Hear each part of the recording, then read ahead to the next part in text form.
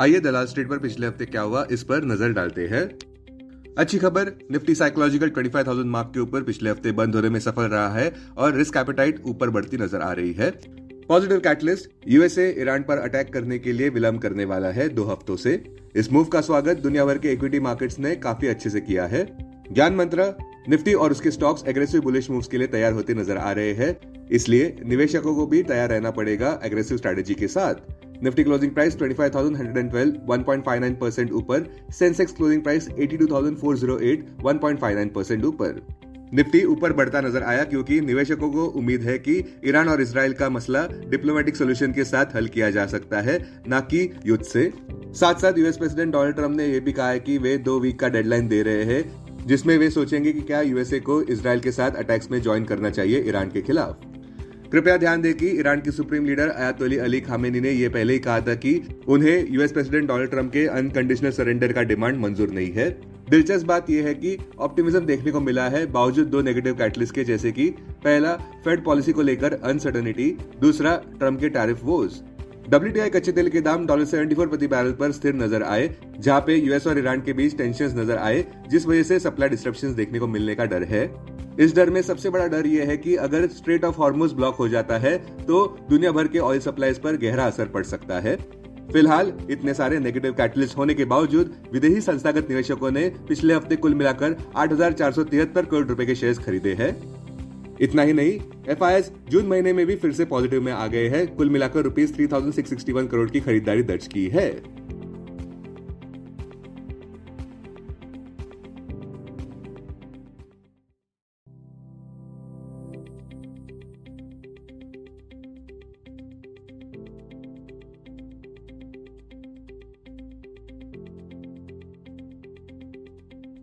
अब आइए देखते हैं पिछले हफ्ते इंडाइसेस का परफॉर्मेंस कैसा रहा।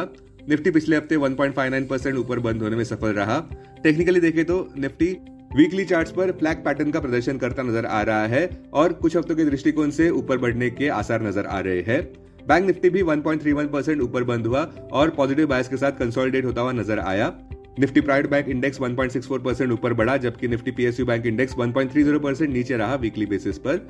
ब्रॉडर मार्केट्स की बात करें तो निफ्टी मिड कैप 50 इंडेक्स 0.21% नीचे बंद हुआ, जबकि निफ्टी स्मॉल कैप इंडेक्स तो 0.98% नीचे रहा। बुलिश सेक्टर्स में निफ्टी ऑटो इंडेक्स 1.51% ऊपर, निफ्टी सर्विसेज 1.48% ऊपर, निफ्टी IT इंडेक्स 1.36% ऊपर। वहीं दूसरी ओर बेरिश सेक्टर्स में निफ्टी मीडिया इंडेक्स 2.97% नीचे, निफ्टी फार्मा इंडेक्स 1.69% नीचे, निफ्टी मेटल इंडेक्स 1.30% नीचे, निफ्टी PSU बैंक्स इंडेक्स 1.30% नीचे, निफ्टी एनर्जी इंडेक्स 0.39% नीचे।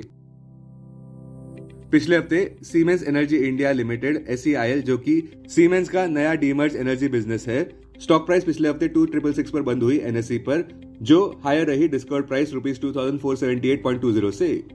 ESAF स्मॉल फाइनेंस बैंक 1.35% पिछले हफ्ते नीचे रहा, जब बैंक के बोर्ड ने मेजर क्लीनअप अप्रूव किया है अपने बैलेंस शीट का, जहां पे वे बैड लोन्स ऑफलोड करेंगे कुल मिलाकर ₹735.18 करोड़ के एक एसेट रिकंस्ट्रक्शन कंपनी ARC को।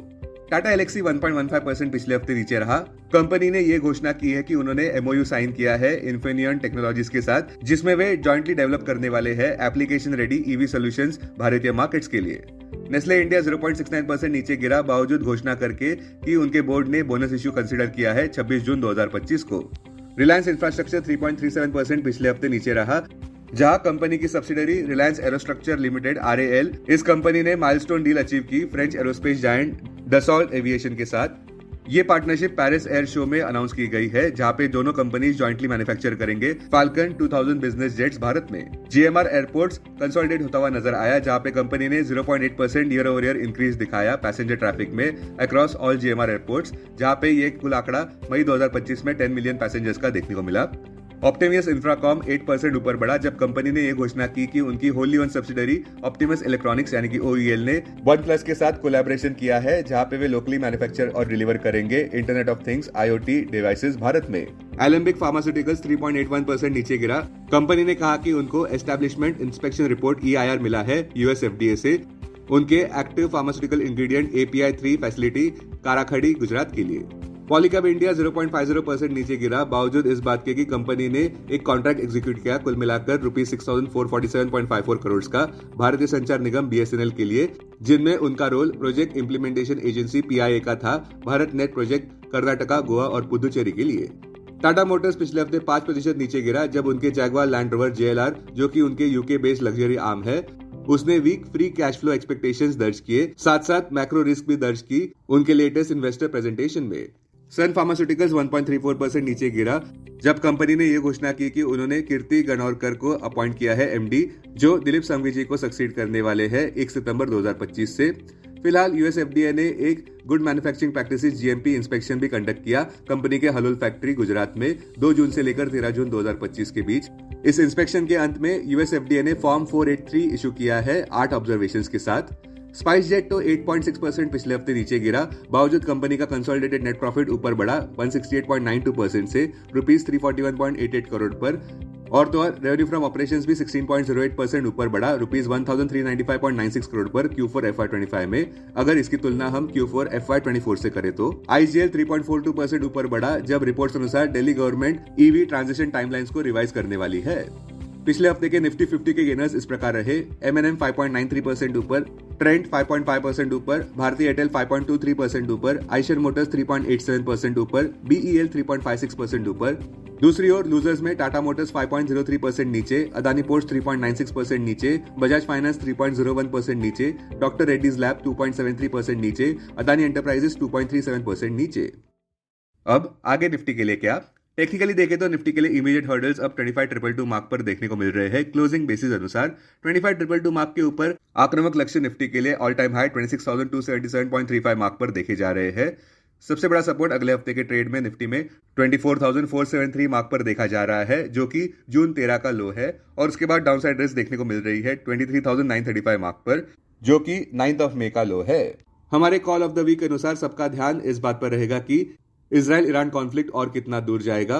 फिलहाल इस सिलसिले में अहम सवाल उठते हैं, वो है पहला, इजराइल और ईरान के बीच कॉन्फ्लिक्ट कितना लंबा चलेगा। दूसरा, इजराइल के टारगेट लिस्ट में और क्या क्या है। तीसरा, क्या ट्रम्प एडमिनिस्ट्रेशन इसमें शामिल होगा। और चौथा, इजराइल ईरान वॉर के बीच कच्चे तेल के दाम कहां तक जाएंगे। इसके साथ साथ सबका ध्यान फेड चेयरमैन जेरोम पावेल की टेस्टिमनी पर भी रहेगा, जो वे कांग्रेस के सामने रखने वाले हैं। मार्केट्स ये देखना चाहेंगे कि क्या हॉकी स्टोन देखने को मिलती है, जिसके साथ साथ बैलेंस्ड डेटा डिपेंडेंट अप्रोच भी हो सकती है। पिछले हफ्ते सेंटिमेंट्स कुछ डिप्रेस नजर आ रहे थे, बावजूद इस बात के कि फेडरल रिजर्व ने अपना फोरकास्ट मेंटेन किया है 2 रेट कट्स का साल 2025 के लिए। शायद बुलिश ट्रेडर्स को यह लगा कि चेयरमैन जेरोम पावेल हॉकिश नजर आ रहे हैं टैरिफ्स को लेकर, जिस वजह से इन्फ्लेशन ऊपर बढ़ सकता है आने वाले कुछ महीनों में। डेटा फ्रंट पर इस हफ्ते यूएसए में अहम रिलीजेस इस प्रकार है: PCE report, durable goods orders और गुड्स ट्रेड बैलेंस। संक्षेप में कहे तो वोलेटिलिटी देखने को मिल सकती है। ज्ञान मंत्र यह है कि कॉशियसली ऑप्टिमिस्टिक रहे। Investments in security markets are subject to market risk. Read all the related documents carefully before investing. This content is purely for information and educational purpose only and in no way to be considered as an advice or recommendation.